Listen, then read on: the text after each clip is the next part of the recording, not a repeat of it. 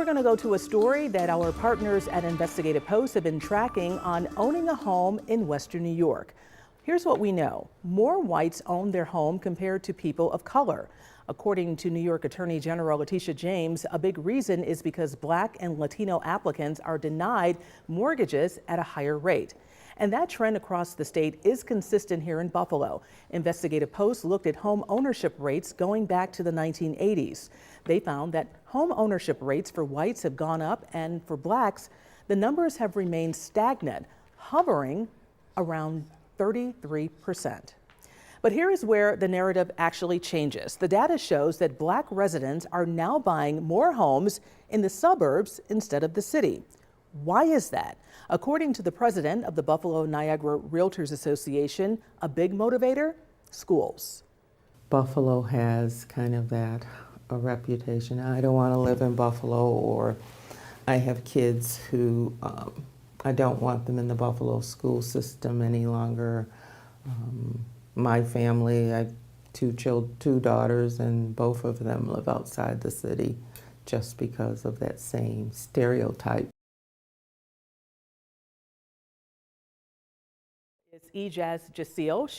Joining us now is Ijaz Jasil. She is a reporter for Investigative Post. And Ijaz, thank you once again for joining us here in studio.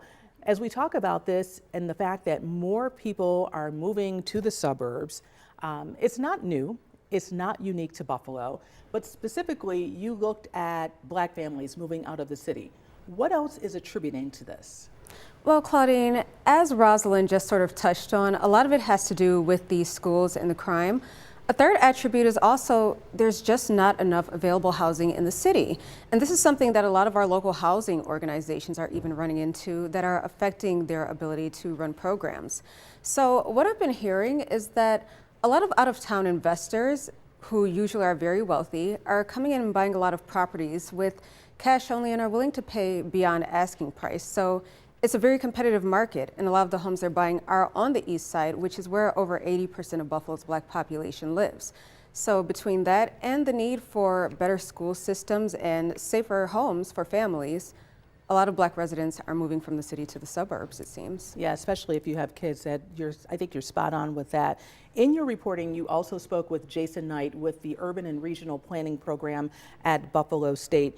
Let's listen to part of his conversation when it talks about the root issue. The Black population is disproportionately of lower income than the white population. So on its face, the reality becomes a lot of Black households just simply don't qualify for home ownership. That is pretty interesting there. What did you find when you heard that from him about the root issue? So what I found is that it's very much in line with actually a report that the city commissioned in 2017 from an organization called CZB. It is not that our homes are unaffordable, it is that our incomes are too low. So even though Erie County and the city of Buffalo have long been lauded for having some of the most affordable housing in the nation, it's not so affordable when you're making about $30,000 a year or less. And when you look at the racial gap, it's even more prevalent within Black communities.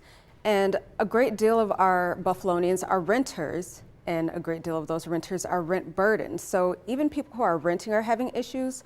But when you factor in the cost of home ownership, it's so much more than mortgage, right? There are home repairs, taxes, and that unfortunately is why a lot of our homes end up in foreclosure or demolition, because there just aren't the wages to, keep up with home ownership. So there's a lot of work to be done. It's not going to come directly from the city alone or from the county, but a lot of different people and a lot of different entities have to sort of come together to fix this. In maybe about 30 seconds, if you can sum up, why so many renters as opposed to owners? So Buffalo sort of has a rentership culture, honestly.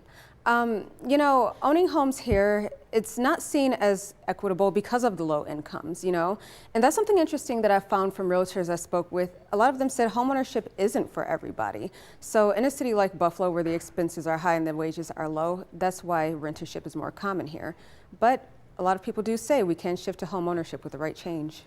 Ijaz Jasil from our partners at Investigative Post, thank you so much for joining us today and shedding light on a topic that is actually real for people in the city of Buffalo. Thank you so much for joining us. We appreciate it.